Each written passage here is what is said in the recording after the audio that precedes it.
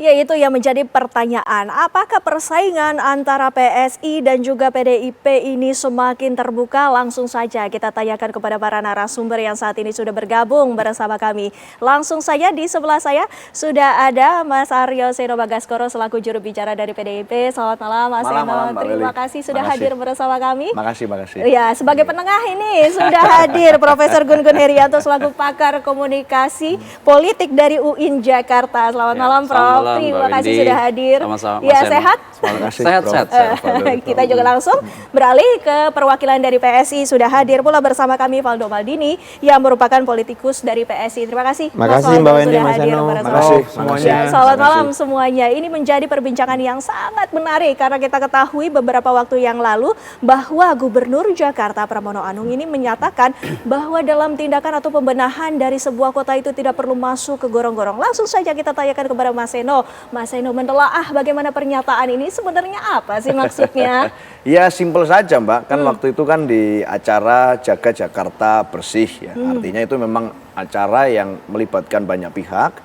Seluruh warga diajak untuk bersama-sama merasa memiliki Jakarta, bersihkan kali-kali Jakarta dari sampah. Yang itu juga selaras satu dengan arahan Presiden Megawati, Presiden RI kelima, Bu Mega, yang menyampaikan bahwa kita harus terus merawat pertiwi, sekaligus arahan dari Presiden Prabowo kan untuk menjaga lingkungan dan seterusnya bersama-sama. Maka upaya itu nggak bisa sendirian, pemerintah harus mengajak masyarakat. Oleh karena itu Mas Pram ini kan gubernur dan politisi yang sudah lama sekali berinteraksi dengan dunia pemerintahan, termasuk membangun kedekatan dengan anak-anak muda.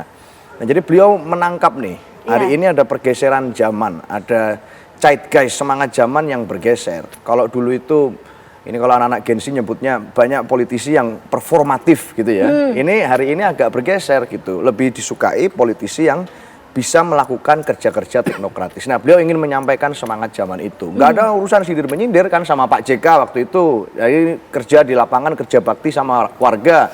Disampaikan bahwa ya beliau bisanya karena besar di alam teknokrasi, ya artinya beliau ingin melakukan kerja-kerja terbaik tanpa harus menjadi performatif. Jadi simpel aja. Ya, gitu. Tidak ada unsur sindir-menyindir, tapi kata-katanya adalah kepala daerah tidak perlu masuk ke gorong-gorong. Ini memang tidak menyindir siapapun ataupun kepala daerah sebelumnya. Ya, kepala daerah sebelumnya mungkin punya style-style yang berbeda ya. Kan kalau Jakarta ini kan epicentrum dari berbagai watak kepemimpinan sesuai dengan zamannya. Di zaman tertentu mungkin dibutuhkan pola seperti itu. Di zaman hari ini yang dibutuhkan adalah solusi yang bisa menyelesaikan masalah. Pemimpin yang bisa menghadirkan solusi. Kebanyakan drama gitu, bisa menyelesaikan masalah. Bahwa turun ke lapangan itu penting, beliau turun ke lapangan kok kemarin. Disampaikannya di lapangan, itu nggak di balik meja. Bahwa melihat persoalan monitoring masalah langsung itu menjadi penting, Mas Pram membiasakan itu sejak kampanye. Tetapi bahwa hari ini dibutuhkan pemimpin yang punya kemampuan teknokratis, itu juga adalah hal yang sangat penting. Maka itu yang Mas Pram tekankan. Gitu, Mbak. Prof Gun Gun, gimana Prof? Iya, memang apa yang disampaikan Pak Pram itu nggak salah. Artinya kepala daerah itu kerja teknokrasi dan kebijakan. Dan makro mezo itu harus kuat. Di teknis itu kan banyak sekali yang bisa mengerjakan. Tetapi keberpihakan pada kebijakan itu menjadi utama. Kalau kita bicara kenapa kemudian jadi rame, ya menurut saya politik asosiatif ya. Gorong-gorong itu kan mungkin memori publik ingat peristiwa 26 Desember 2012, ikonik. Pada saat gubernur waktu itu Pak Jokowi, dan memang konsep yang dipakai waktu itu tie-in publicity. Jadi publisitas yang memanfaatkan sesuatu yang extraordinary. Waktu itu banjir. Dan konsepnya memang tidak bisa dinafikan, itu ada pencitraan. Jadi ada orang kemudian mengasosiasikan pernyataan Pak Pram itu dengan situasi yang di masa lalu. Jadi tidak salah juga kalau kemudian memori publik teringatkan ulang. Teringatkan kembali. Dan sehingga kemudian menjadi dialog kita malam ini.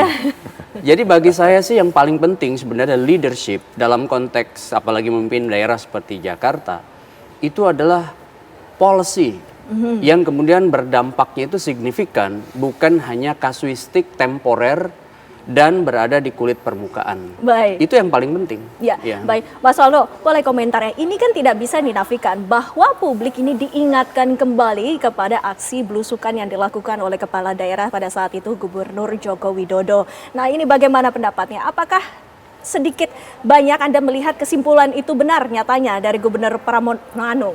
Iya, saya nonton itu rekaman doorstopnya itu dari awal ya, dan memang ada di bagian akhir itu Mas Pram dan membawa Pak JK juga waktu itu, yang ya kami dari teknokratis. Sebenarnya dari awal sampai sini ini agak oke sih, oke lah bikin acara kerja bakti, tapi ya pas bagian itu saya jadi bertanya ini kenapa bagian ini, walaupun ya telah dijelaskan sama Mas Eno sama Prof Gun gitu kan, ada konteksnya, ada momennya dan sebagainya. Tapi kan asosiasi kita kepada Pak Jokowi itu nggak bisa hilang, suka nggak suka. Itu kan respon publik. Yeah. Apalagi kalau kita bicara dunia digital hari ini, bagaimana orang melihat pemberitaan hari ini.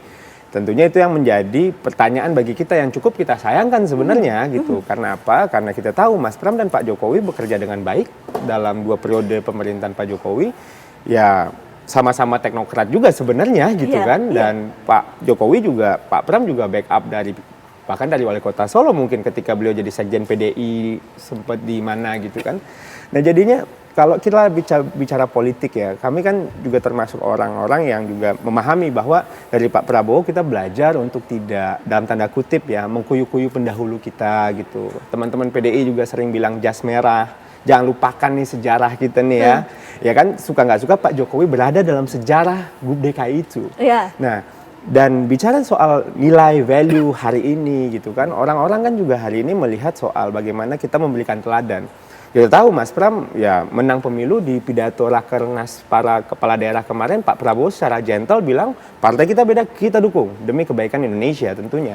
Tapi sekali lagi gitu loh, sebagai orang yang sama-sama tumbuh dalam tanda kutip ya, dan Pak Jokowi juga mempercayai Mas Pram waktu itu, dan bisa jadi waktu kejadian gorong-gorong itu saya nggak tahu Mas Pram di mana gitu ya, tapi asumsi saya Mas Pram ada di situasi itu, ya kan, di situasi di mana Pak Jokowi lagi tumbuh sebagai gubernur DKI setelah berangkat dari Solo sampai ke istana.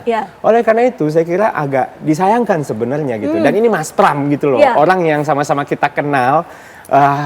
Politisi senior, terhormat, intelektual juga gitu loh. Ngapain gitu loh kalau menurut saya gitu. Karena kelasnya Mas Pram itu kan sebenarnya beliau di DKI. Kita lihat saksikan sendiri beliau bertarung dengan gagah, maju memenangkan pilkada waktu itu dan fair gitu loh. Kita juga nggak masalah dengan kejadian itu gitu. Kenapa? Why? Gitu loh. Itu sayangin aja sih. Mungkin nanti bisa dijawab oleh teman-teman PDI. Boleh, langsung saja dijawab Mas Edo. Kenapa? Why? Katanya.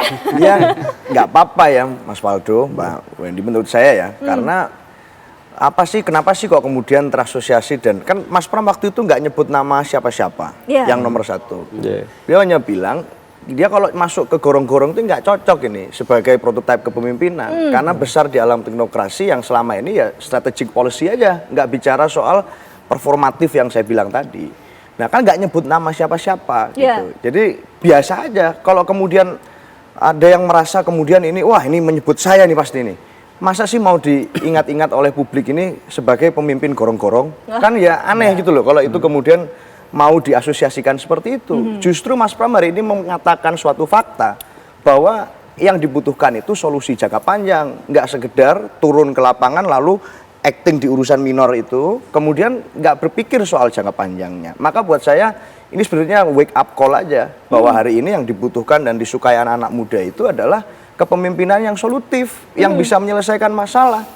Nggak nyindir siapa-siapa kok, nggak nyebut nama orang. Gitu. Apakah yang masuk gorong-gorong itu hanya 1-2 orang, mantan gubernur Jakarta atau mantan kepala daerah lain? Kan enggak juga. Zaman dulu mungkin banyak juga yang melakukan political action gitu ya dengan cara seperti itu.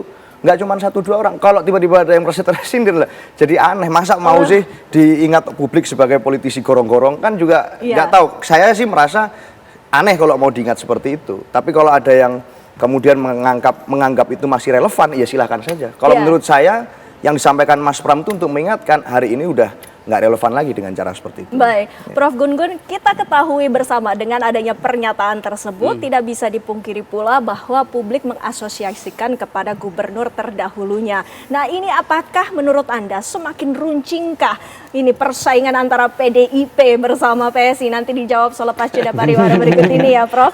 Kami masih akan kembali pemirsa sesaat lagi.